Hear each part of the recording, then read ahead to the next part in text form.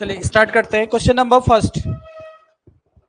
देखो question number first आपको दिया था, निम्न में से सुमेलित नहीं है। कौन सा सुमेलित नहीं है? क्या क्या इसका आंसर? डी। डी होगा इसका सही आंसर। ठीक है, इसका सही आंसर क्या था? डी। देखो पहला दिया है, ये तो हमने कल ही परसों ही डिस्कशन किया था कि पहाड़ी भाषा को तीन भागों में बांटा, तीन वर्गों में बांटा गया है। कौन कौन से तीन वर्ग थे? देखो, पूर्वी पहाड़ी, पश्चिमी पहाड़ी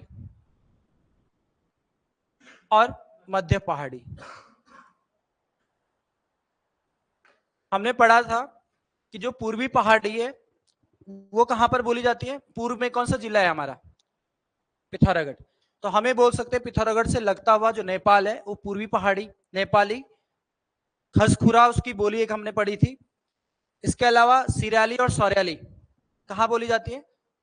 पूर्वी पहाड़ी के अंतर्गत आती है। पूर्व में जो है, अब उत्तराखंड का मैप अपने माइंड में बैठाना है। और आपको पता है सबसे पूर्वी जिला है पिथौरागढ़। पिथौरागढ़ से लगता हुआ नेपाल है। नेपाली, खसखुरा, सौर्याली और सिराली कहां बोली जाती, कौन सी पहाड़ी के अंतर्गत आएगा? पूर्वी पहाड़ी के अंतर्गत। ठीक है। पश्चिमी पहाड़ी, पश्चिमी जिला कौन सा है सबसे? देहरादून। पढ़ा था ना हमने देहरादून। तो जौनसारी बोली, सिराली, सॉरी, सिरमौरी। सिरमौरी हिमाचल का जो जिला है वो देहरादून से लगता हुआ, तो सिरमौरी याद रखना है, जौनसारी याद रखना है, मंडियाली मैंने आपको बताया था, और एक चौपाली भी था। ये चार आपको याद रखना है, किसके? पश्चिमी पहाड़ी के अंतर्गत आते हैं। और पूर्वी मध्य पहाड़ी के अंतर्गत दो आते हैं, गढ़वाली और कुमाऊनी। ठीक है, याद रखना है बस अपने माइंड में। उत्तराखंड का मैप याद रखना है। पूर्व में कौन सा जिला है? पिथौरागढ़। तो सिराली, सौर्याली सबसे पूर्व वाला जो जिला है। ठीक है। और आपने पढ़ा था नेपाली और खसखुरा। इसके अलावा पश्चिमी पहाड़ी जौनसारी, सिरमौरी और मंडियाली। और मंडियाली कहाँ बोली जाती है? मंडी जिला है ना हिमाचल प्रदेश, मंडियाली वहां बोली जाती है। और एक चौपाली हमने पढ़ा था। और मध्य पहाड़ी के अंतर्गत दो याद रखना, गढ़वाली और कुमाऊनी। ठीक है। ऑप्शन बी है, गढ़वाली भाषा साहित्य का आरंभ 1750 से माना जाता है। बिल्कुल सही है। इस फैक्ट को याद रखना आपको कि गढ़वाली भाषा में जो साहित्य लिखना प्रारंभ हुआ है वो 1750 से हुआ है। कुमाऊनी बोली को चार वर्गों में बांटा गया है। बिल्कुल सही है। कौन कौन से चार वर्ग है? पूर्वी, पश्चिमी, उत्तर, दक्षिण। चार वर्गों में बांटा गया है। और कितने भागों में बांटा गया? चार वर्ग और 12 भाग बोले या 12 बोलियों में बोलेंगे। ठीक है। तो किसने बांटा है? चार वर्ग और 12 बोली। बोली अगर आएगा तो आंसर होगा आपका 12। किसने बांटा है? त्रिलोचन पांडे। त्रिलोचन पांडे के अनुसार। त्रिलोचन पांडे याद रखने हैं। ठीक है। और जो डी वाला ऑप्शन है आपका, यहां पर दिया है राज्य में हिंदी बोलने वालों का प्रतिशत 60% से कम है। बिल्कुल गलत है। राज्य में हिंदी बोलने वालों की संख्या लगभग 82% के आसपास है। लगभग 82% के आसपास है। ठीक है। तो हम ये वाला आपका आंसर गलत हो जाएगा। नेक्स्ट क्वेश्चन पे आते हैं। Question number second. निम्न पुस्तकों में से किसकी भूमिका को छायावाद का घोषणा पत्र कहा जाता है? बहुत अच्छा क्वेश्चन है ये। छायावाद का घोषणा पत्र कहा जाता है पल्लव। ऑप्शन ए आपका आंसर होगा। और ये जो पल्लव रचना है, ये पल्लव किसकी रचना है? सुमित्रा नंदन पंत की है। ठीक है, सुमित्रा नंदन, शॉर्ट में लिख रहा हूं, सुमित्रा नंदन पंत। और एक किस विधा की रचना है? तो इसको भी याद रखेंगे, ये काव्य है, काव्य संग्रह। आजकल पेपर में क्वेश्चन ये भी बन रहा है कि किस विधा की रचना है, तो काव्य संग्रह आपको याद रखना है। ठीक है। अनामिका किसकी रचना है? हा? निराला, सूर्यकांत त्रिपाठी निराला की रचना है अनामिका। ठीक है। कामायनी, जयशंकर प्रसाद। इस सभी के आगे आप लिख लेंगे किस किस की रचना है। जयशंकर प्रसाद की है। और जो ऑप्शन डी है आपका परिमल, ये भी निराला की है। सूर्यकांत त्रिपाठी निराला की रचना है। ठीक है। ये जितने भी आपको दिए हुए हैं ना, ये सभी रचनाएं, सभी काव्य संग्रह। ये सभी क्या है? यहाँ पे लिख लेना, काव्य संग्रह। ये सभी काव्य संग्रह है। लेखक याद रखना है किसकी है और किस विधा की रचना, ये भी याद रखना है। ठीक है। चलो नेक्स्ट क्वेश्चन पे आते हैं। Question number third. निम्न में से कौन सा वाक्य शुद्ध है? ध्यान से इस क्वेश्चन को पढ़ेंगे। पहला है कृपया पत्रोत्तर शीघ्र दे, पत्र का उत्तर शीघ्र दे, क्या ये सही है? यही तो सही है, और तो क्या गलती है इसमें बताओ? कृपया पत्रोत्तर, पत्र का उत्तर सही दे, ठीक है, शीघ्र दे, सही है बिल्कुल, ठीक है। बी गलत है। भाई ने भाई के साथ सलाह की, भाई ने भाई से सलाह ली, के नहीं आएगा यहां पर, क्या आएगा? भाई ने भाई से साथ भी नहीं आएगा, जब भाई भाई की बात हो रही तो अपने आप में साथ ही हो गया हो। भाई ने भाई से सलाह ली, सही होगा, भाई ने भाई से सलाह ली, ठीक है। आप देखो ऑप्शन सी में देखेंगे संपूर्ण देश भर में निराशा छा गई। अब देखो संपूर्ण जब लिखा है तो उसमें भर लिखने की क्या जरूरत है, अनावश्यक यूज हुआ है ना। संपूर्ण देश में निराशा छा गई, ये हम बोल सकते हैं, भर लिखने की जरूरत नहीं है, ठीक है। इसी तरह ऑप्शन जो आपका डी वाला है, यह ये गलत लिखा हुआ है यहाँ पर, व्यर्थ बात करने से कोई लाभ नहीं है, यह लिखने की जरूरत नहीं है, ठीक है। तो यहाँ पर क्या होगा, व्यर्थ बात करने से लाभ नहीं है, ये हो सकता है सही, लेकिन ये गलत है। यहाँ पर एक गलत था, यहाँ पर एक गलत है, यहाँ पर एक गलत था। सही आंसर आपका ए होगा, कृपया पत्रोत्तर शीघ्र दे, पत्र का उत्तर शीघ्र दे। क्वेश्चन नंबर 4 है, वह अपनी कक्षा का सर्वाधिक प्रतिभाशाली छात्र है। उपयुक्त वाक्य का बिना अर्थ बदले निम्न में से कौन सा नकारात्मक सेंटेंस आपको बनाना था, बिना अर्थ बदले। इसका सही आंसर डी होगा, बिल्कुल डी सही आंसर है। उसके समान अपनी कक्षा में कोई प्रतिभाशाली छात्र नहीं है।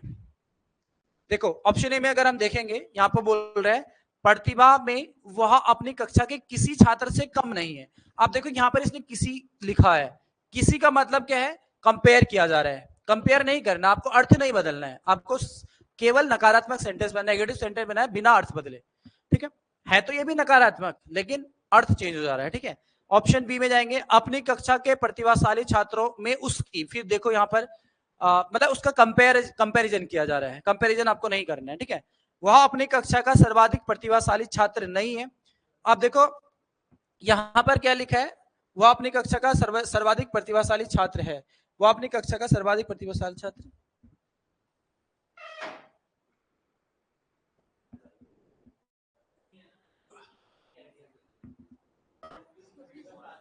नहीं है। हाँ क्वेश्चन पेपर आपके पास है, आप देखो इसको ध्यान से देखेंगे, वह अपनी कक्षा का सर्वाधिक प्रतिभाशाली छात्र नहीं है, ठीक है, नहीं है बोल रहा है ना। अब क्या होगा, देखो यहाँ पे हो रहा है उसके समान अपनी कक्षा में कोई प्रतिभाशाली छात्र नहीं है, उसके समान कंपेयर, उसके समान बोलेंगे ना, वह अपनी कक्षा का सर्वाधिक प्रतिभा, इसका सही आंसर डी होगा, ए वाला भी नहीं होगा, ठीक है, सी भी गलत है। क्वेश्चन नंबर 5 पे आते हैं, अली और अली। देखो यहाँ पे अली को देखेंगे तो यहाँ पे छोटी की मात्रा लगी है और यहाँ पर बड़ी, इन दोनों का, इसको बोलते हैं समश्रुति भिन्नार्थक। सुनने में तो सेम लगते हैं लेकिन अर्थ क्या होता है अलग अलग। अब यहाँ पे अली और अली का अर्थ आपको क्रमशः बताना था। तो इस अली का मतलब होता है भौरा और इस अली का मतलब होता है सखी। तो आपका सही आंसर यहाँ पे सी था, सखी। अली छोटी की मात्रा लगा होगा तो भौरा और बड़ी की मात्रा लगी होगी तो सखी। कुछ और इसी तरह के शब्द आते हैं, आप फटाफट से लिखेंगे जरा कुछ शब्द। एक शब्द है आपका अनु, अनु शब्द, ठीक है, अनु। और एक इसी तरह का होता है अणु। एक आपका होता है चिर, एक होता है चीर, एक आपका होता है छत्र और एक होता है ये वाला छत्र। अर्थ अलग अलग है, ठीक है इनका। एक दो शब्द और लिखेंगे। एक लिखो कॉपी और कॉपी, कॉपी और कॉपी, बड़ी ई की मात्रा। इनका अर्थ बता, देखो बताओ, ऑप्शन ए है जो अनु, जो पहला वाला जो शब्द लिखा है अनु, इसका मतलब क्या होता है अनु? अनुज बोलते हैं, अनुज। अनु मतलब पीछे, अनु मतलब पीछे, जौ मतलब जन्मा, अनुज।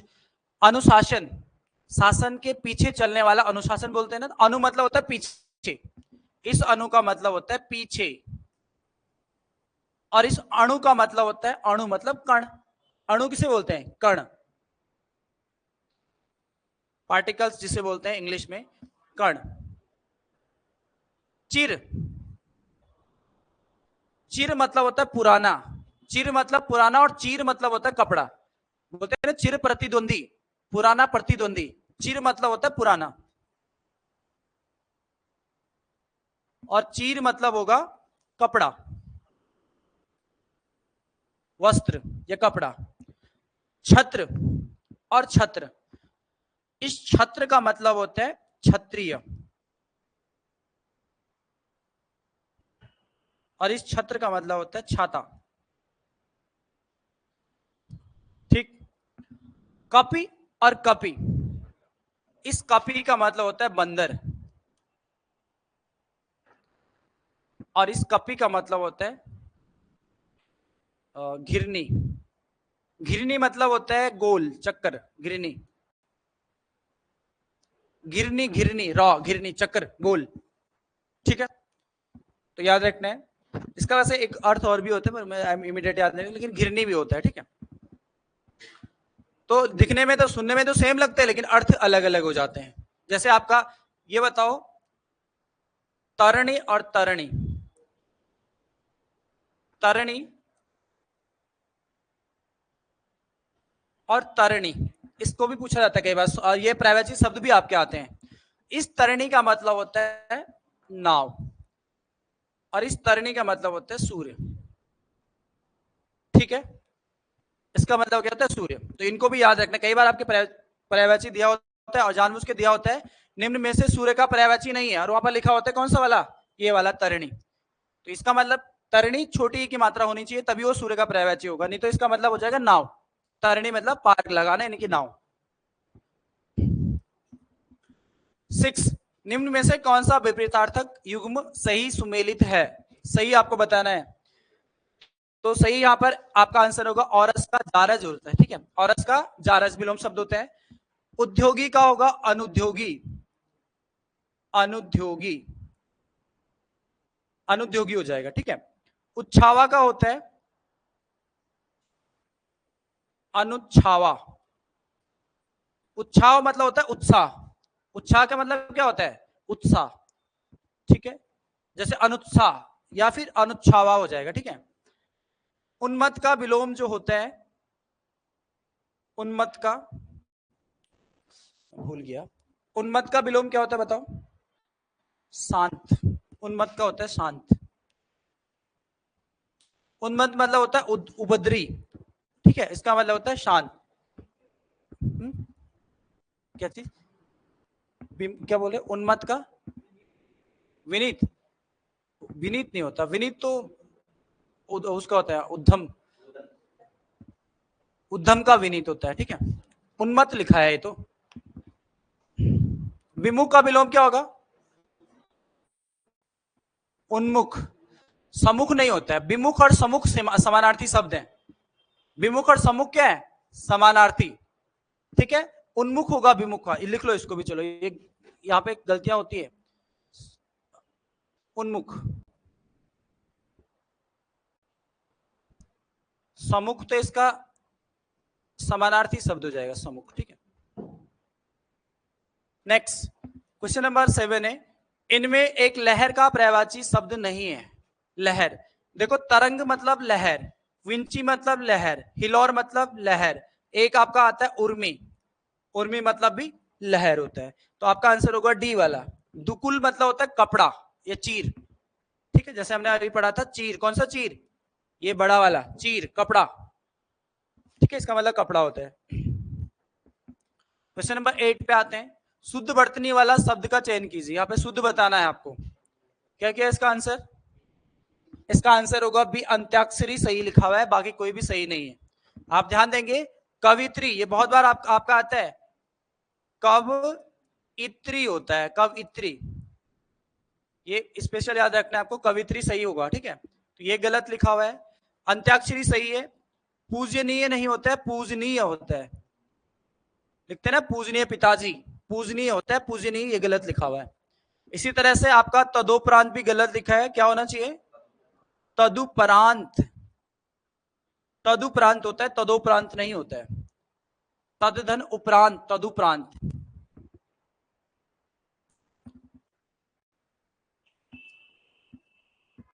क्वेश्चन नंबर 9 है, खेने की गांठी और न उचेने की जांठी लोकोक्ति का अर्थ क्या होगा?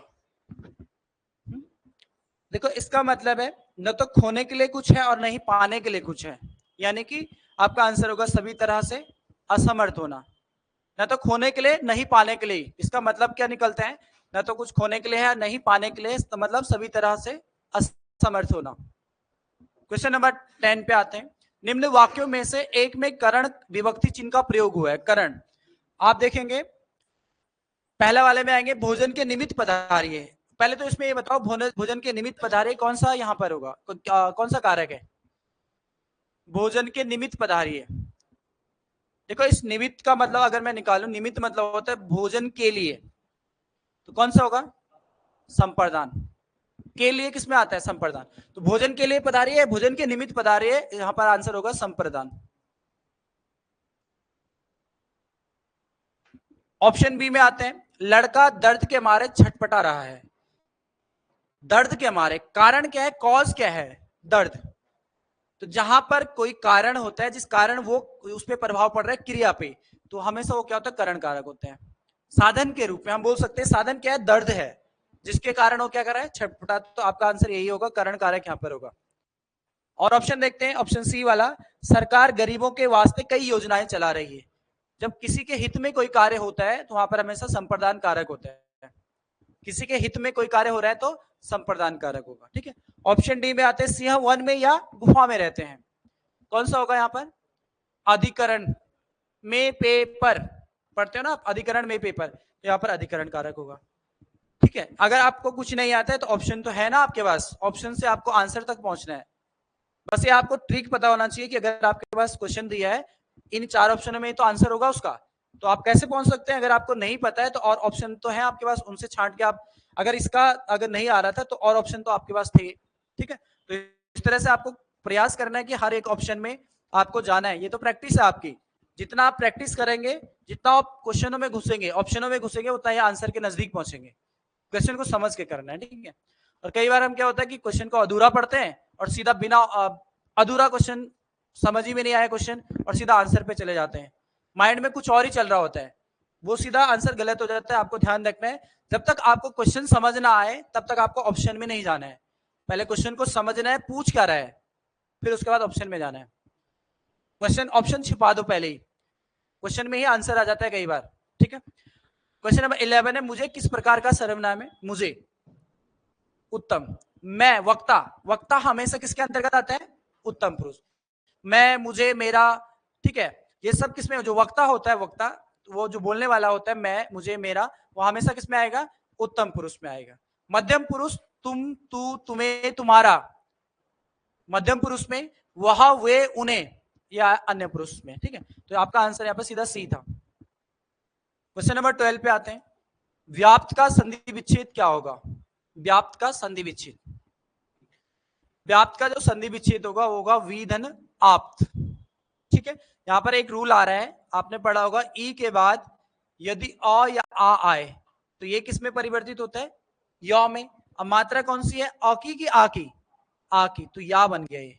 तो यहां पर आप देखेंगे या बन गया और वी का क्या बन गया? ये आधा हो जाएगा और इस ई की मात्रा ई और आ मिलके या बन गया। ठीक है, तो व्याप्त कौन सी संधि का रूल है? यण संधि, तो ये यण संधि यहां पर। 13 पे आते हैं, खड़ी बोली के लिए सुनीति कुमार चटर्जी ने किस शब्द का प्रयोग किया है? खड़ी बोली के लिए सुनीति कुमार, ये ध्यान रखना है, सुनीति कुमार चटर्जी ने बोला जनपदीय हिंदुस्तान, जनपदीय हिंदुस्तानी शब्द का प्रयोग किया है। खड़ी बोली को अलग अलग व्यक्तियों ने, अलग अलग कवियों ने अलग अलग नाम दिए हैं, जैसे आपका यहाँ पर दिया है वर्नाकुलर हिंदुस्तानी, किसने कहा था? गियर्सन ने। यहाँ पे लिखो जॉर्ज गियर्सन ने खड़ी बोली को, जॉर्ज गियर्सन ने कहा वर्नाकुलर हिंदुस्तानी।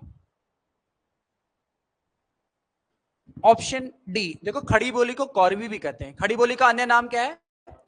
खड़ी बोली का अन्य नाम है कौरवी, और कौरवी नाम दिया है राहुल सांकृत्यायन ने। कौरवी नाम किसने दिया? राहुल सांकृत्यायन ने।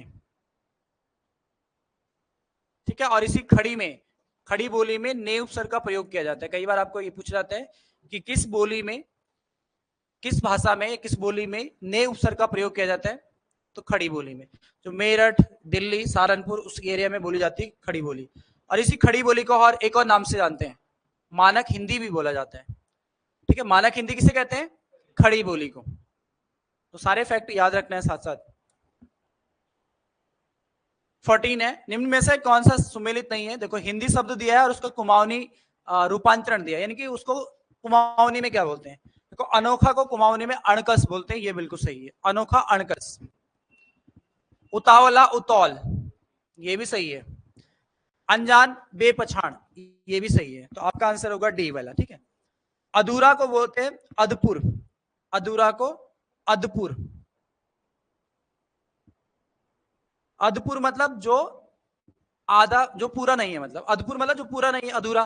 ठीक है, तो कुमाऊं में अधपुर बोलते हैं, या फिर इस तरह का एक शब्द और यूज करते हैं, अध, अध भी बोलते हैं, अध मतलब कम, आधा। ठीक है,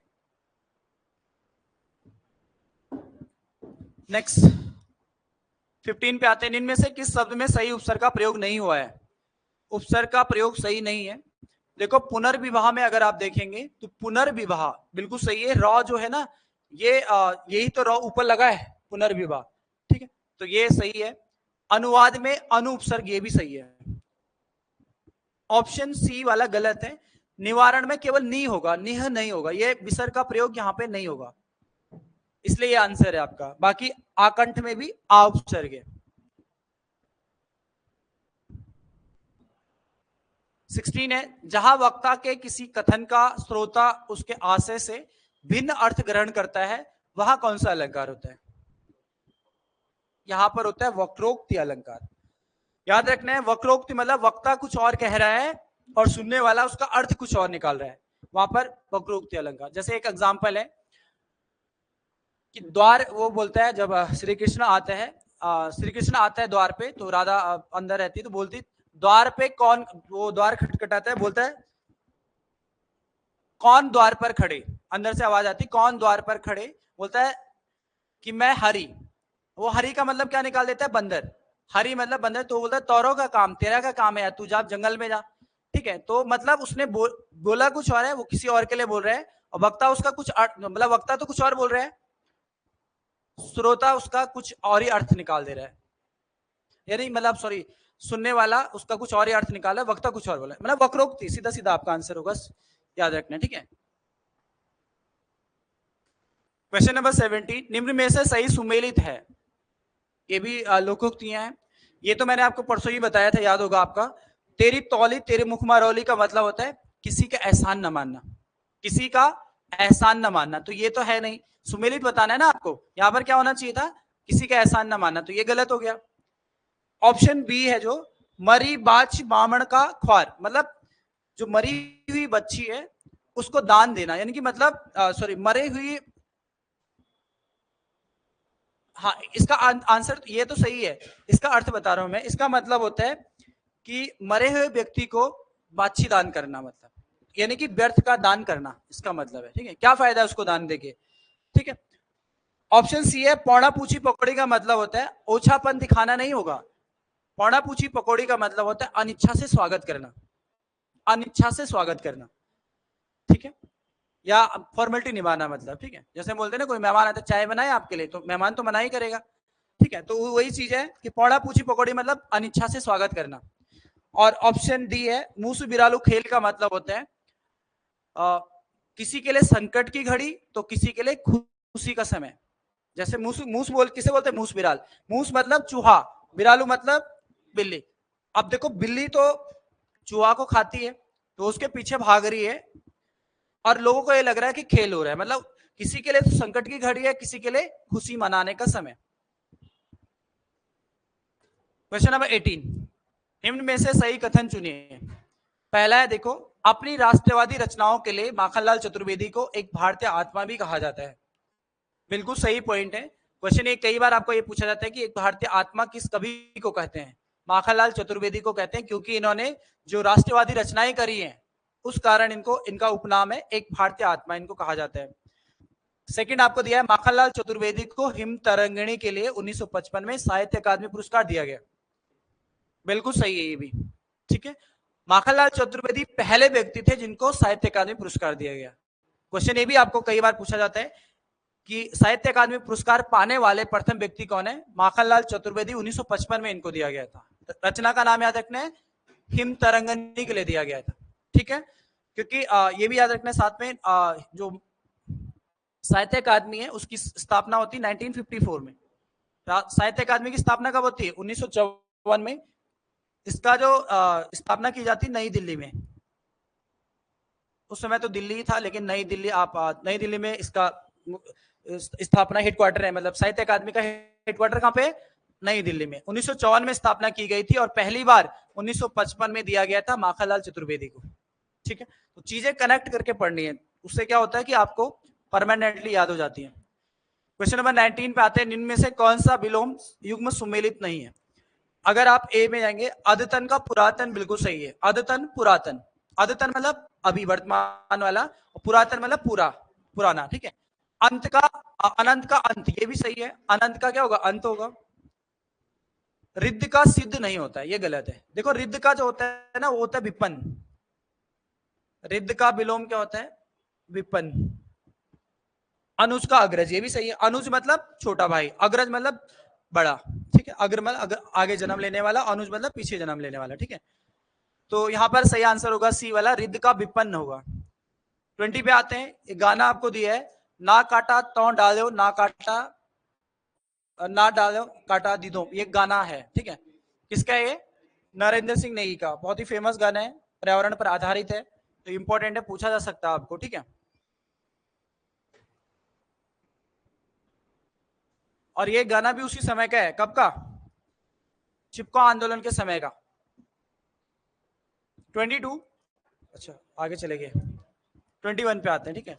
21 है, दिए गए कथनों पर विचार कीजिए। पहला आपको दिया है, सामवेद भारतीय संगीत शास्त्र का पर प्राचीन पुस्तक है।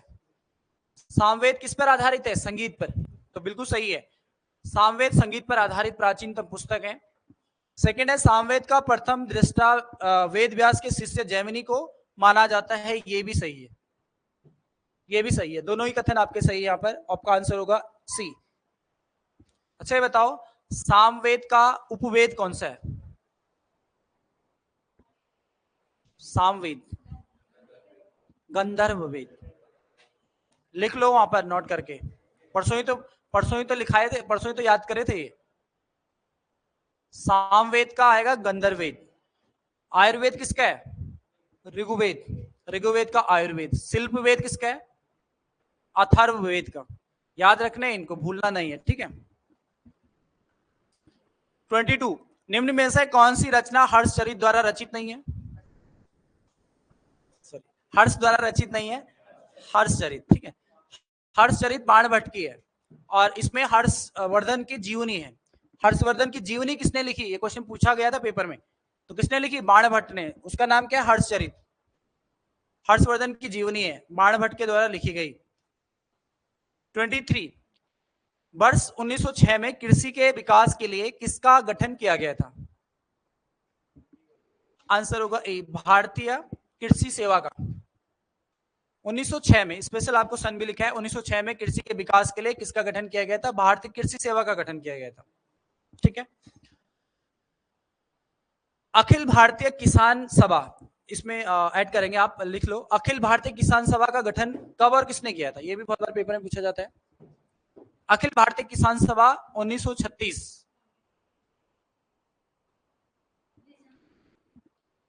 सहजानंद सरस्वती।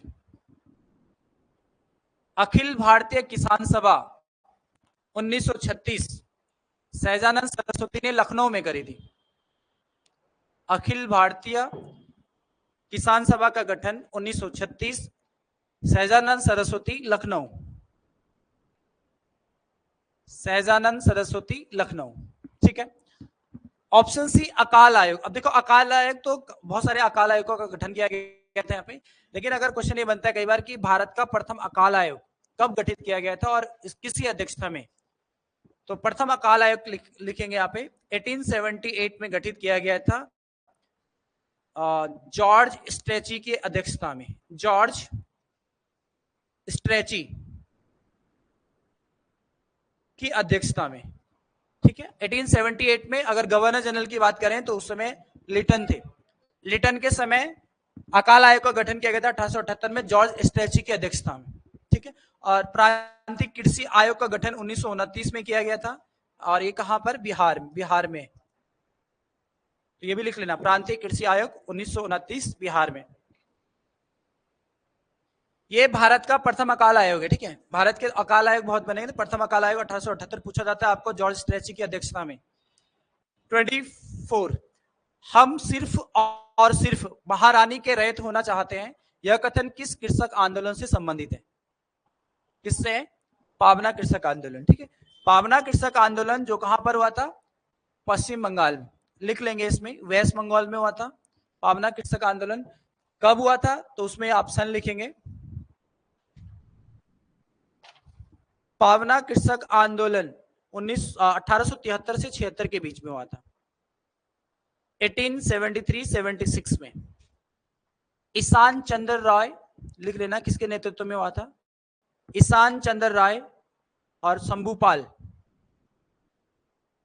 ईशान चंद्र रॉय और शंभूपाल की अध्यक्षता में। अब जो आपके पास और ये दिए हैं, ये भी सभी किसान आंदोलन है। आपको याद रखना है किस क्षेत्र में हुए थे, कौन नेतृत्व करता थे, कब हुए, ठीक है। नील कृषक आंदोलन बहुत ही फेमस आंदोलन रहा है। इसका आपको याद रखना 1859-60 के दौरान होता है। दो भाई थे, दिगंबर विश्वास और विष्णु विश्वास। लिखो, नील कृषक आंदोलन, ये भी कहां होता है? बंगाल में। बंगाल में होता है नील कृषक आंदोलन 1859-60 में। दो भाई विष्णु विश्वास और दिगंबर विश्वास, विष्णु विश्वास और दिगंबर विश्वास,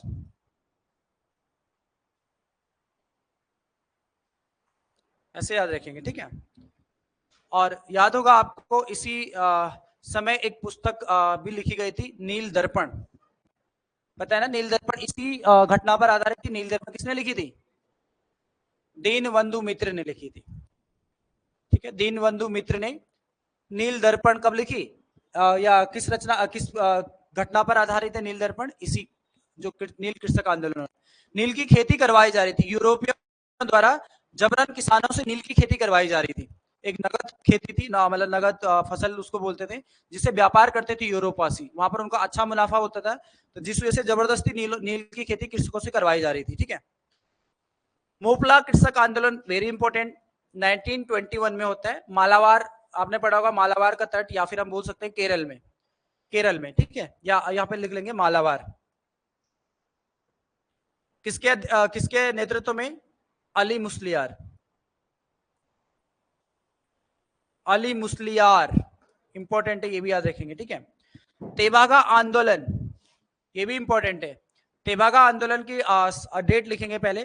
तेभागा आंदोलन 1946 से 47, 1946-47 में, 1946-47 में कंपाराम और भवन सिंह, कंपाराम और भवन सिंह के नेतृत्व में, कंपाराम और भवन सिंह के नेतृत्व में, ठीक।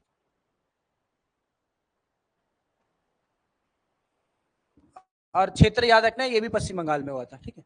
मतलब जितने भी आंदोलन है सभी कहां पर हुए? एक मोपला को छोड़कर पश्चिम बंगाल में। मोपला कहां पर होता है? केरल में। लिखा है ना मालाबार, मालाबार केरल में है, ठीक है।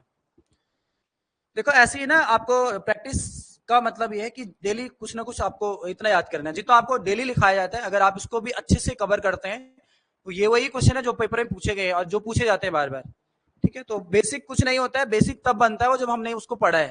जब तक हमें नहीं पता रहता है तो हमारे लिए वो भी टफ रहता है, ठीक है। तो इसलिए बेसिक नहीं सोचना है कि यार बेसिक है अब नहीं आ रहे, यही तो पेपर में आते हैं और बेसिक गलतियां होती है, ठीक है। 25 है, बंगाल की खाड़ी में समुद्री डकैती हेतु हुगली का उपयोग कौन करता था? पुर्तगाली करते थे, ठीक है। आंसर होगा आपका सी। एक तो ये याद रखना है यहाँ पर। दूसरा यहाँ पर याद रखना है कि पुर्तगालियों ने अपनी प्रथम व्यापारिक फैक्ट्री या व्यापारिक कोठी कहां पर खोली थी? कहां पर खोली थी? कोचीन में 1503। प्रथम व्यापारिक कोठी खोली थी कोचीन में 1503 में। ये भी इंपॉर्टेंट है, ठीक है।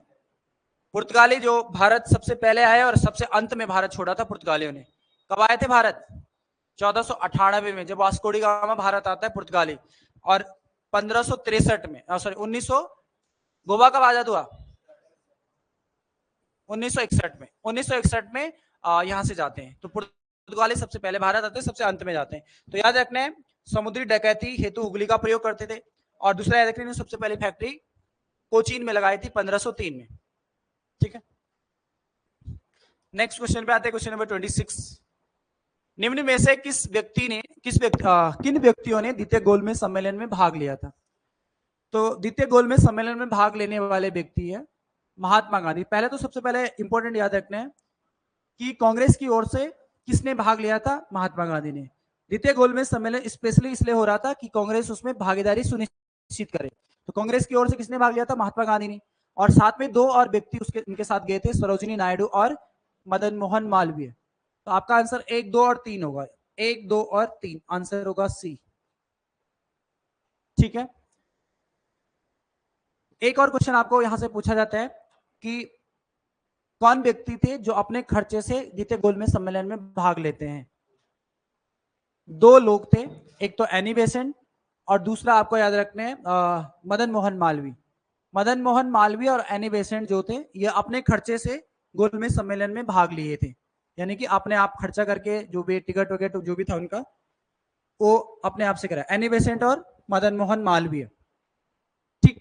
इसके अलावा क्वेश्चन ये भी बनता है आपके पास कि कौन कौन व्यक्ति थे जिन्होंने तीनों गोलमेज सम्मेलन में भाग लिया? दो लोग थे, भीमराव अंबेडकर और तेज बहादुर सप्रू। तेज बहादुर सप्रू और भीमराव अंबेडकर, इन दोनों ने तीनों गोलमेज सम्मेलन में भाग लिया था।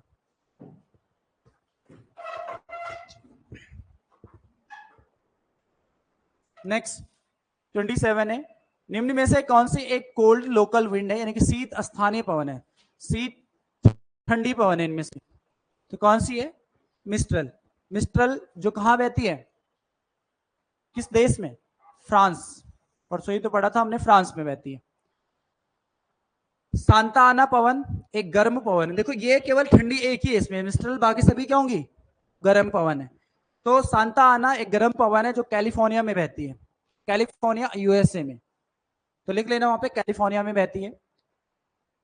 चिनूक पे तो हमने कई सारे डिस्कशन किए हैं आजकल ही में 2-3 बार। चिनूक रॉकी पर्वत के पूर्वी ढाल पे बहने वाली प्रमुख पवन है जो एक गर्म पवन है, इसको हिमबक्षिणी भी कहते हैं और पशु चारकों का स्वर्ग भी कहते हैं। इसके अलावा चिनूक जब चलती है तो यूएसए यानी कि अमेरिका में जो जाड़ों का मौसम होता है, सर्दियों का मौसम होता है, तापमान को बढ़ा देती है। ये भी हमने अभी कुछ समय पहले पढ़ा था, ठीक है। तो क्वेश्चन ये भी बनता है कि चिनूक हवा से अमेरिका में क्या प्रभाव पड़ता है, या इस अमेरिका पे प्रभाव पड़ता है, जाड़ों में तापमान में वृद्धि हो जाती है क्योंकि ये गर्म पवन है। तो जब वहां उस तरफ जाती है तो टेम्परेचर बढ़ जाता है। लू कहां चलती है? भारत में। भारत की पवन है लू। देखो गर्मियों में लू चलती है, बोलते हैं ना, यहाँ पर भी कई बार लू चल रही है, यानी कि जो राजस्थान वाला जो क्षेत्र है आपका, उधर राजस्थान वाला, वहां से मरुस्थल से जब हवा चलती है तो उत्तर भारत की ओर चलती है, उसको कहते हैं लू, ठीक है। तो ये बोल सकते हैं पश्चिम भारत से उत्तर भारत की ओर चलने वाले पवन, जो गर्म पवन है, उसको किस नाम से जानते हैं? आंसर होता है लू, ठीक है। 28 सुमेलित नहीं है। यहाँ पे आपको उद्योग दिए हैं और स्थान दिए। देखो कागज के लिए हम जानते हैं ऑन्टेरियो, ऑन्टेरियो को, बिल्कुल सही है। ऑन्टेरियो कहां पर है? ऑन्टेरियो कनाडा में है। देश का नाम भी याद रखना है, ठीक है। सूती वस्त्र के लिए हम डेट्रॉइट को जानते हैं, ये बिल्कुल गलत है, क्योंकि सूती वस्त्र के लिए हम जानते हैं मैनचेस्टर को। मैनचेस्टर क्या है? मैनचेस्टर अहमदाबाद।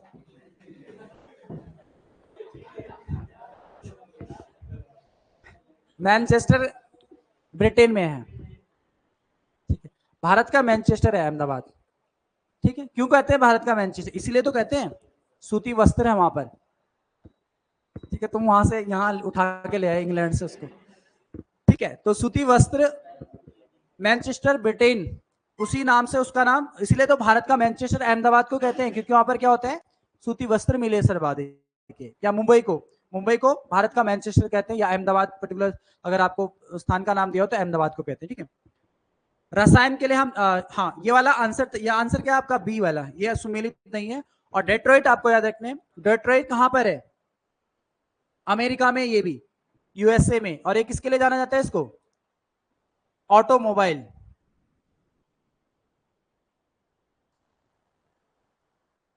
इसलिए उपनाम इसी से तो पड़े हैं, ठीक है। जो मतलब जहां ऑटो, जैसे डेट्रॉइट, तो भारत का डेट्रॉइट, या ऐसे ऐसे नामों से कई जाना जाता है, ठीक है। किसे कहते हैं भारत का डेट्रॉइट? चलो आप क्वेश्चन आ गया तो है, भारत का डेट्रॉइट ऑटोमोबाइल के लिए हम जानते हैं गुड़गांव को, गुड़गांव, गुरुग्राम, अब नाम क्या हो गया, गुरुग्राम।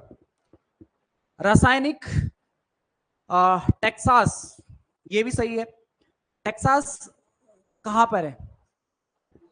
टेक्सास भी यूएसए में है, टेक्सास भी कहां पर है? यूएसए में है। और इसको जानते हैं हम किसके लिए? रासायनिक उत्पाद के लिए, ठीक है, यूएसए। आप मोटर कार के लिए नागोया जो है वो आपका जापान में पड़ेगा, ठीक है, जापान। मोटर कार के लिए जाना जाता है नागोया, जापान। 29 पे आते हैं। पिग्मी का निवास क्षेत्र कहाँ है? पिग्मी जनजाति निवास कहाँ करती है? जायरे नदी बेसिन, जायरे नदी बेसिन पूरा नाम है, जायरे में, ठीक है। कुछ और जनजातियां, जैसे आपको कई बार पूछी जाती है कि मसाई जनजाति कहाँ निवास करती है? मसाई, मसाई जनजाति मुख्यतः 3 देश याद रखना है आपको, कीनिया, तंजानिया और युगांडा में। कीनिया, तंजानिया और युगांडा में निवास करती है मसाई जनजाति, ठीक है। जो ऑप्शन बी है आपके पास, ग्रीनलैंड, ग्रीनलैंड में कौन सी जनजाति निवास करती है? तो लिख लेंगे एस्किमो, एस्किमो जनजाति ग्रीनलैंड में निवास करती है, एस्किमो। कजाकिस्तान में कजाक नाम से ही, वैसे कजाकिस्तान तो याद हो जाएगा आपको, कजाक। कुछ और जनजातियां हैं, जैसे आपका ये वाला पेपर में अभी हाल ही में किसी एग्जाम में पूछा गया था, फेलाहा, फेलाहा, फेलाहा जनजाति कहां निवास करती है, ठीक है। दूसरा लिखो ओरान,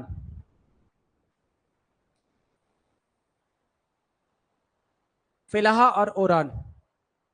फेलाहा जनजाति निवास करती है नील नदी घाटी में, नाइल नदी, नील नदी, अफ्रीका की नील नदी घाटी में फेलाहा जनजाति निवास करती है, ठीक है। ऑप्शन बोल रहा हूँ, ये सेकंड वाला जो ओरान लिखा है, ओरान जनजाति जापान की है, जापान में निवास करती है ओरान। कुछ और है, वो बेसिकली उनको भी रिवीजन करते हैं, जैसे आपका बुशमैन, कई बार आपको पेपर में पूछा जाता है, बुशमैन जनजाति, कालाहारी मरुस्थल, बुशमैन, कालाहारी। माओरी, उत्तरी अमेरिका, या फिर हम न्यूजीलैंड, कई बार ऑप्शन में दिया होता है न्यूजीलैंड, न्यूजीलैंड यानी कि नॉर्थ अमेरिका भी हम बोल सकते हैं, ठीक है। तो माओरी जनजाति उत्तर अमेरिका या फिर न्यूजीलैंड। बद्दू जनजाति कहां निवास करती है? बद्दू,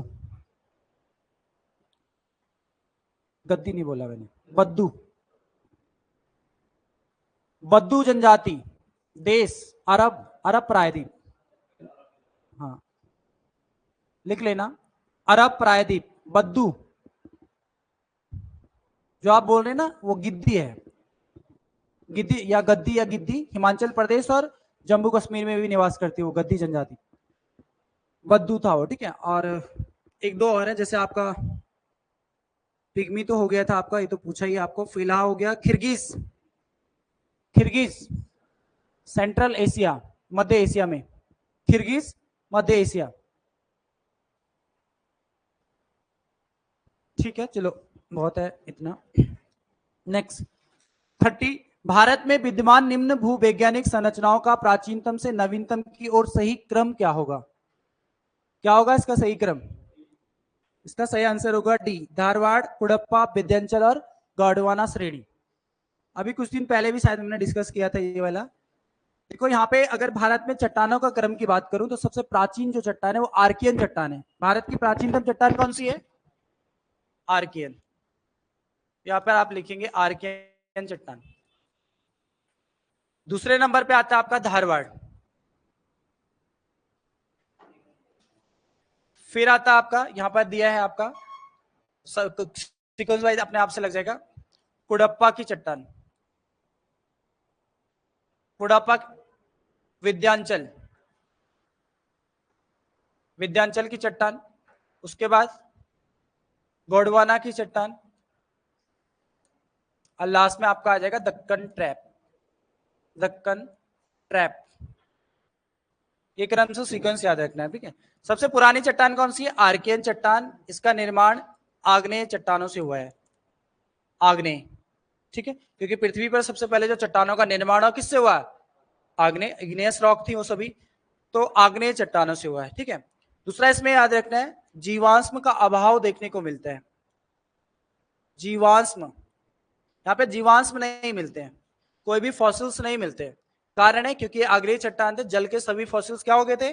राख हो गए थे, इसलिए यहाँ पे जीवाश्म नहीं मिलते हैं। या आप लिख सकते हैं जीवाश्म का अभाव देखने को मिलता है, ठीक है। धारवाड़ में आप याद रखेंगे, इंपॉर्टेंट है, खनिज।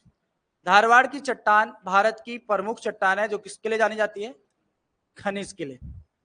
सर्वाधिक खनिज कहाँ मिलते हैं? धारवाड़ की चट्टानों में मिलते हैं।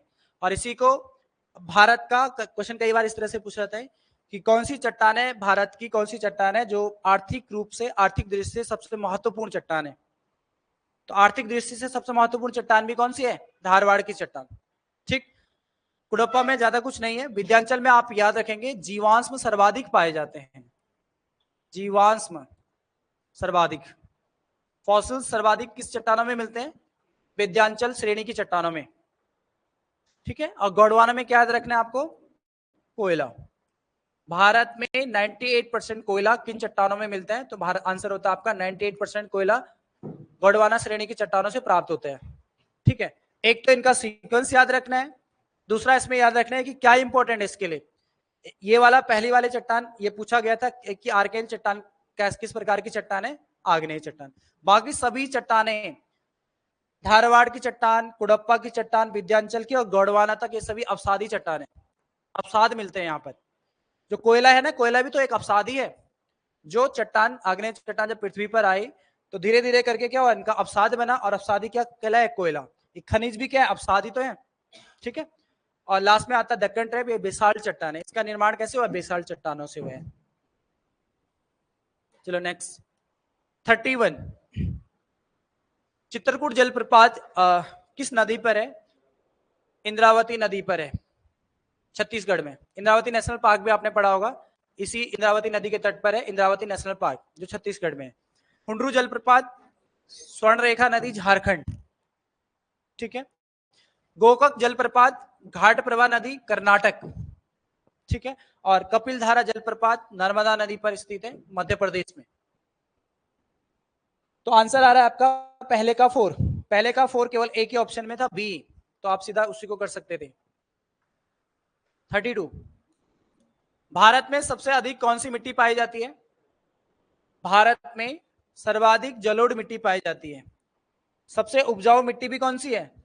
सबसे उपजाऊ मिट्टी भी जलोढ़ मिट्टी है। और जलोढ़ मिट्टी उत्तर भारत के मैदानों में मिलती है ज्यादातर, क्योंकि गंगा नदी अपने साथ जो निक्षेप लेके आती है, जो अवसाद लेके आती है, उसी अवसाद के कारण उसको जलोढ़ पड़ा है, जल लेके आती है अपने, मतलब मिट्टी लेके आती है अपने साथ, और वही मिट्टी सबसे ज्यादा उपजाऊ भी है। तो उत्तर भारत के मैदानों में सर्वाधिक जलोढ़ मिट्टी, और भारत में भी सर्वाधिक कौन सी मिट्टी है? जलोढ़ मिट्टी। भारत के लगभग 40% भाग पर जलोढ़ मिट्टी मिलती है। आप सीक्वेंस वाइज लिखो फटाफट से, कौन कौन सी मिट्टियां सर्वाधिक कौन सी मिट्टी है, फिर कौन सी है, फिर कौन सी है, इस तरह से। तो भारत में सर्वाधिक कौन सी मिट्टी है? जलोढ़। दूसरे नंबर पे है लाल मिट्टी, सेकंड नंबर पे है लाल मिट्टी 18% भाग पर। जलोढ़ मिट्टी तो हमें कहां मिलती है? उत्तर भारत के मैदानी क्षेत्रों में। लाल मिट्टी हमें मिलती है तमिलनाडु और नीचे जो कर्नाटक वगैरह वाला पार्ट है, तमिलनाडु कर्नाटक में लाल मिट्टी देखने को मिलती है, और ये भारत के 18% भाग पर है। दूसरे नंबर पे सर्वाधिक कौन सी है? लाल। तीसरे नंबर पे कपास बोल रहा हूं, काली। तीसरे नंबर पे काली मिट्टी, लगभग 15% भाग पर, लगभग 15% भाग पर। और जो काली मिट्टी हमें मिलती है वो सर्वाधिक महाराष्ट्र, गुजरात और मध्य प्रदेश वाले क्षेत्र में मिलती है। और काली मिट्टी सर्वाधिक किसके लिए जानी जाती है? कपास के लिए। काली मिट्टी सर्वाधिक उपजाऊ कपास के लिए महत्वपूर्ण है। काली मिट्टी के बाद लास्ट आपको याद रखना है, लेटेराइट मिट्टी मिलती है। लेटेराइट, एलुवियल सॉइल जिसे बोलते हैं, लेटेराइट मिट्टी। एलुवियल, अच्छा सॉरी, जो लोग इसको, चलो कोई नहीं, हिंदी में याद रखो, लेटेराइट ही बोलते हैं उसको, एलुवियल तो जलोढ़ के लिए बोलते हैं, ठीक है। 3.7% भाग पर, 3.7% भाग पर।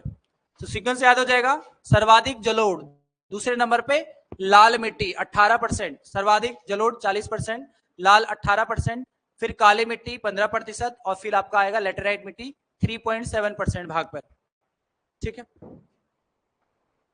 नेक्स्ट क्वेश्चन नंबर 33 है, इनमें से कौन सा एक भारतीय पत्तनों का उत्तर से दक्षिण की ओर सही अनुक्रम है? यानी कि नॉर्थ टू साउथ आपको लगाना था। यहां पर आंसर होगा बी वाला, बॉल। कांडला बंदरगाह आपने पढ़ा होगा, कहां पर है कांडला? गुजरात में, तो सबसे पश्चिम में, सबसे ऊपर है, ठीक है। उसके बाद हल्दिया आएगा, हल्दिया कोलकाता बंदरगाह का नाम है, हल्दिया। ये पश्चिम इधर वाले पूर्व वाले तट पर आएगा, तो यहाँ हल्दिया कोलकाता में है। फिर पारादीप उड़ीसा में है, और फिर सबसे नीचे केरल आएगा, केरल में कोच्चि है। तो आपका सीक्वेंस वाइज ये आंसर होगा बी वाला। और कई बार तो एक ही साइड के पूछ लेते हैं, उत्तर से दक्षिण, और कई बार आपको पूर्व वाले पूछ लेते हैं। देखो पश्चिम में सबसे ऊपर कौन सा है? पश्चिम में सबसे ऊपर कांडला बंदरगाह है, और अगर दक्षिण में सबसे नीचे की बात करेंगे तो तूतीकोरिन, कोच्चि, तूतीकोरिन मिलेगा सबसे नीचे, तमिलनाडु वाले में, ठीक है। फिर इस साइड से देखेंगे तो तूतीकोरिन तो दोनों में पड़ेगा ना, उधर से भी और सबसे साउथ में, सबसे साउथ में कौन सी है? तूतीकोरिन है, पढ़ा है ना आपने बंदरगाह। 13 बड़े बंदरगाह का आपका कॉन्सेप्ट क्लियर याद रखना, आपका अपने माइंड में स्पॉटिंग होनी चाहिए कि कहां पर कौन सा बंदरगाह है। तो समय का थोड़ा अभाव होता, नहीं तो मैं बना लेता पूरा, पर इतना तो एक क्वेश्चन में डिस्कशन नहीं हो पाएगा, ठीक है। 34, पारिस्थितिकी निम्न के बीच पारस्परिक संबंध है। इकोसिस्टम के बारे में बात हो रही। तो इकोसिस्टम जीव और वातावरण के बीच का परस्पर संबंध होता है, जिसको बोलते हैं इकोसिस्टम। 35, पीने के पानी को शुद्ध करने के लिए क्या मिलाया जाता है? कौन सी गैस मिलाई जाती है? तो उसमें क्लोरीन गैस मिलाई जाती है, आपका आंसर होगा बी। 36, कार्बन क्रेडिट का दृष्टिकोण इनमें से किससे शुरू हुआ? कार्बन क्रेडिट की जो दृष्टिकोण है, कार्बन क्रेडिट जो हुआ है, ये कब किस सम्मेलन की देन है? इसको जानते हैं हम क्योटो प्रोटोकॉल सम्मेलन के लिए। क्योटो प्रोटोकॉल सम्मेलन की देन है कार्बन क्रेडिट। और जो क्योटो प्रोटोकॉल सम्मेलन होता है कब? 1997। क्योटो कहां पर है? क्योटो जापान में है, ठीक है। इस क्योटो प्रोटोकॉल सम्मेलन का मुख्य मकसद ये था, ग्रीन हाउस गैसेस को कम करना, या हम बोल सकते हैं भूमंडलीय ताप को कम करना। इस क्योटो प्रोटोकॉल सम्मेलन का मुख्य मकसद था ग्रीन हाउस गैसेस को कम करना, ठीक है। 1997 याद रखना है, क्योटो प्रोटोकॉल जापान में होता है, इसी से संबंधित है कार्बन क्रेडिट। ऑप्शन बी, अर्थ शिखर सम्मेलन। बताओ कब हुआ था ये? अर्थ शिखर सम्मेलन, जिसको हम बोलते हैं पृथ्वी शिखर सम्मेलन, प्रथम 1992 रियो डी जेनेरो ब्राजील में होता है। तो 1992 यहां पर लिखेंगे, ठीक है। ये कब हुआ? 1992 में हुआ था, रियो डी जेनेरो ब्राजील में। मैंने शॉर्ट में यहाँ पर ब्राजील लिख दिया, रियो डी जेनेरो ब्राजील में होता है, ठीक है। ये भी वेरी इंपॉर्टेंट है, मॉनिटर प्रोटोकॉल सम्मेलन। मॉनिटर कनाडा में है। मॉनिट्रियल कहां पर है? कनाडा। तो कनाडा में ये हुआ था 1987 में, 1987 में हुआ था। अगर आपको डेट याद रखना है तो 16 सितंबर 1987 को मॉनिटर प्रोटोकॉल सम्मेलन होता है। और ये लागू कब हुआ था? लागू 1989 में हुआ था, 1 जनवरी। लेकिन आप 1 जनवरी थी, इतना याद रखो, 1989 में लागू हुआ था मॉनिटर प्रोटोकॉल सम्मेलन, ठीक है। मॉनिटर प्रोटोकॉल सम्मेलन 1987 में होता है, मॉनिटर कनाडा में है, 16 सितंबर 1987 को। इसीलिए हम 16 सितंबर को कौन सा दिवस मनाते हैं?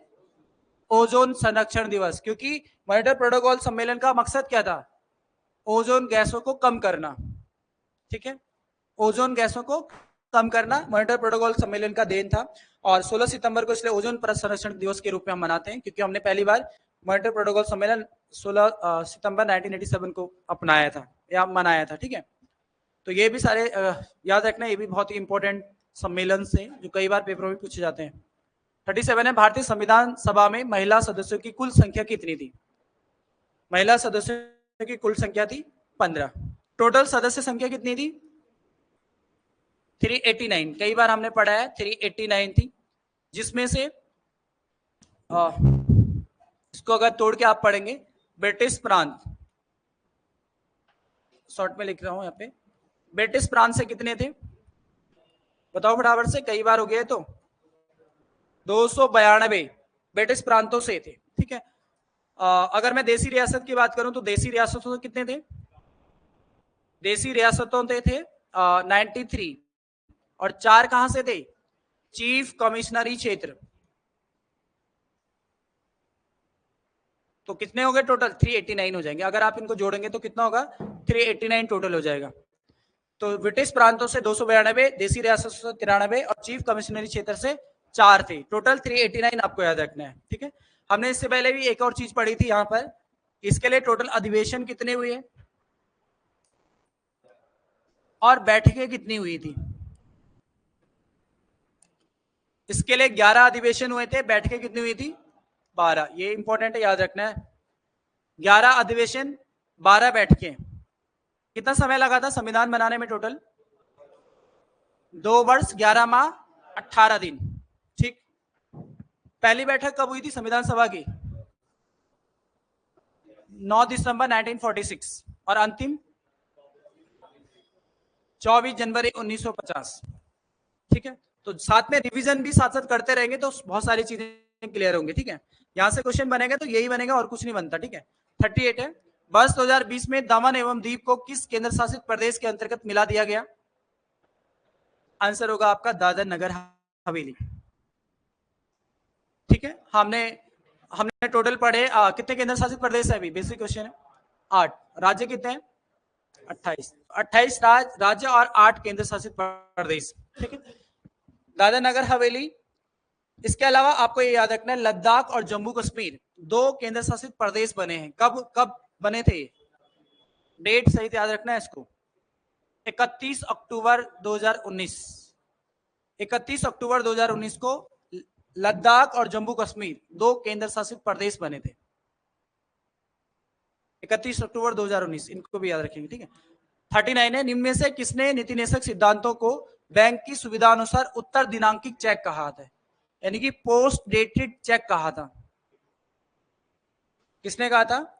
केटी शाह। ऑप्शन सी इसका सही आंसर होगा। ठीक, केटी शाह ने कहा था।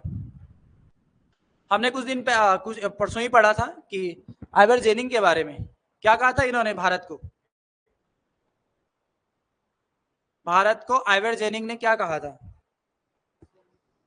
वकीलों का देश, वकीलों का स्वर्ग।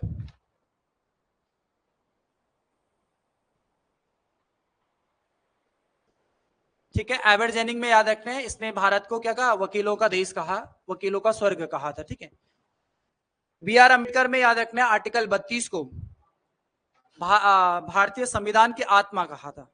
ठीक है, भारतीय संविधान के आर्टिकल 32 को किसने कहा था? भारतीय संविधान की आत्मा। तब आपका आंसर होगा बी आर अम्बेडकर। लेकिन प्रस्तावना को किसने कहा था? प्रस्तावना को तो भारतीय संविधान की आत्मा कहा गया, किसने कहा था? ठाकुरदास भार्गव ने। प्रस्तावना को संविधान की आत्मा ठाकुरदास भार्गव ने कहा था। ठीक है, आर्टिकल 32 को बी आर अम्बेडकर ने कहा। ठीक है, 40 संसदीय स्वरूप के शासन का प्रमुख लाभ यह है कि क्या होगा? इसका आंसर होगा सी, क्योंकि कार्यपालिका विधानमंडल के प्रति उत्तरदायी रहती है। सीधा आंसर होगा सी। नेक्स्ट क्वेश्चन पे आते हैं, क्वेश्चन नंबर 41। सिविल अधिकार संरक्षण अधिनियम 1955 के अंतर्गत अस्पष्टता के आधार पर माल बेचने या सेवा करने से इनकार के लिए अधिकतम सजा की अवधि निर्धारित की गई है। 6 माह, 6 मंथ। Option A. ठीक है, अच्छा क्वेश्चन है ये भी। इसके अलावा आपको याद रखना है, ये सिविल अधिकार संरक्षण अधिनियम 1955 ना, इसका नाम कब पड़ा? पहले तो इसको हम जानते थे अस्पृश्यता निवारण अधिनियम के नाम से, ठीक है। पहले इसका नाम क्या था? अस्पृश्यता निवारण अधिनियम था।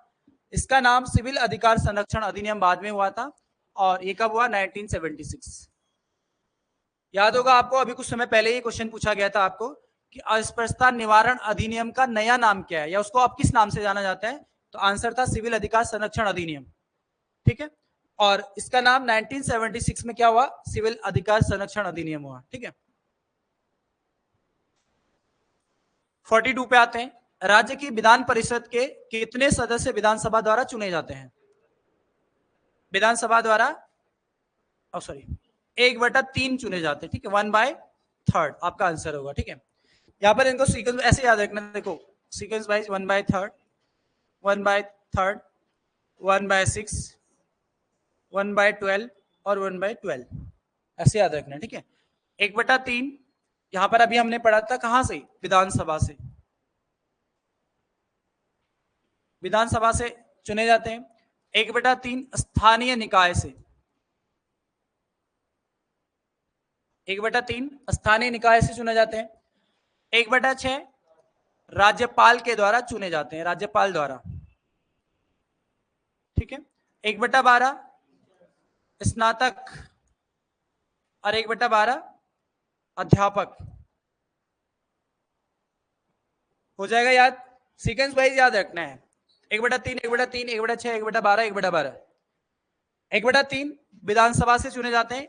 1/3 स्थानीय निकाय, जिला बोर्ड वगैरह जो भी उसमें शामिल होते हैं, नगर पंचायत वगैरह, राज्यपाल द्वारा 1/6। स्नातक 1/12। स्नातक भी कौन? जिन्होंने 3 साल पहले स्नातक की डिग्री हासिल की हो, 3 साल पूर्व, ठीक है। और अध्यापक में वो अध्यापक, यहाँ पे प्राइमरी अध्यापक नहीं होते हैं, कौन होते हैं? माध्यमिक या उससे ऊपर के जो अध्यापक होते हैं, वो भी वो अध्यापक जिन्होंने 3 साल का एक्सपीरियंस इनको होगा, ठीक है। यहाँ पर 3 साल पूर्व स्नातक की डिग्री हासिल की हो, यहाँ पर 3 साल से अध्यापन का कार्य कर रहे हो, माध्यमिक या उससे ऊपर के अध्यापक। तो ये टोटल आपका ध्यान रखेंगे अपने पास, ठीक है। नेक्स्ट क्वेश्चन पे आते हैं, क्वेश्चन नंबर 43। किस संविधान संशोधन अधिनियम के अंतर्गत राष्ट्रीय पिछड़ा वर्ग आयोग को संवैधानिक माना गया? किसके अंतर्गत? 102 संविधान संशोधन के अंतर्गत। कब हुआ था ये? 2016।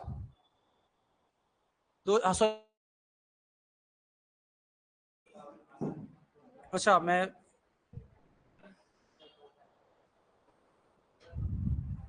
दो हजार 102 18 में हुआ, सॉरी 18 लिखना आप।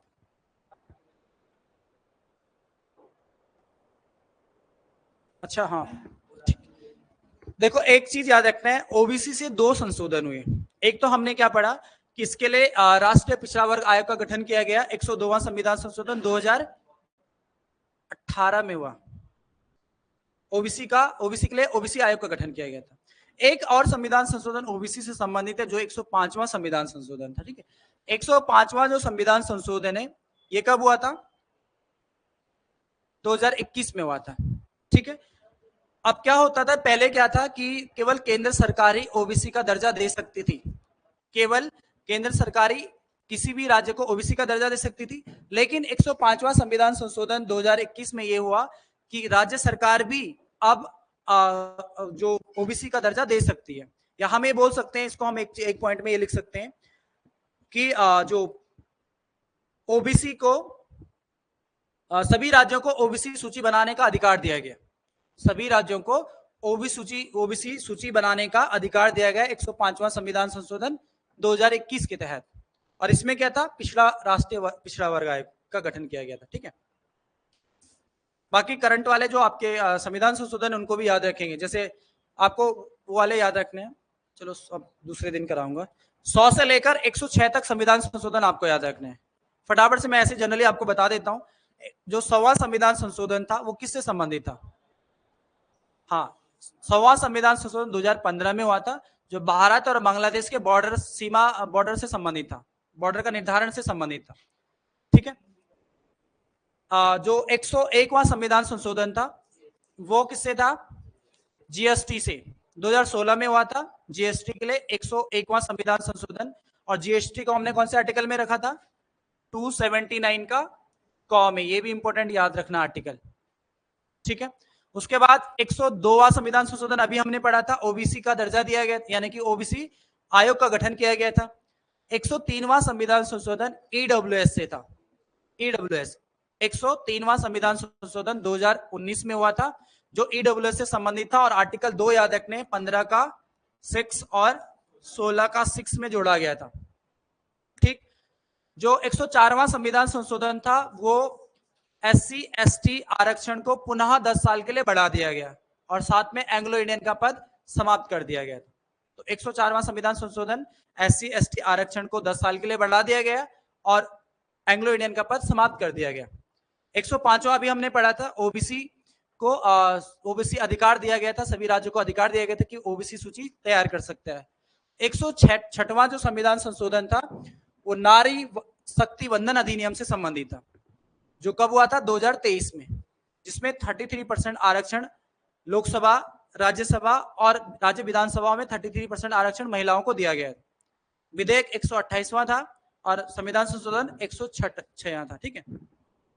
तो इसलिए रिवीजन फटाफट से करना है, आपको ये याद रखना है, क्योंकि यहां से भी एक क्वेश्चन बनता ही बनता, 100% है। संविधान संशोधन से एक क्वेश्चन तो हर पेपर में पूछा जाता है, और आपने देखा भी होगा कभी उसने विधेयक केवल लास्ट वाला पूछा जाता है, क्योंकि वो करंट में चल रहा होता है, तो विधेयक कभी नहीं पूछा जाता है, ज्यादातर आपको संविधान संशोधन ही पूछे जाते हैं। वो लास्ट वाला इसलिए पूछा था उस समय, 128वां संविधान विधेयक पूछा था, क्योंकि उस समय वो ताजा ताजा था, तो इसलिए करंट का क्वेश्चन पूछ गया था, ठीक है। नेक्स्ट क्वेश्चन है 44, अर्थव्यवस्था के किस क्षेत्र को औद्योगिक क्षेत्र भी कहा जाता है?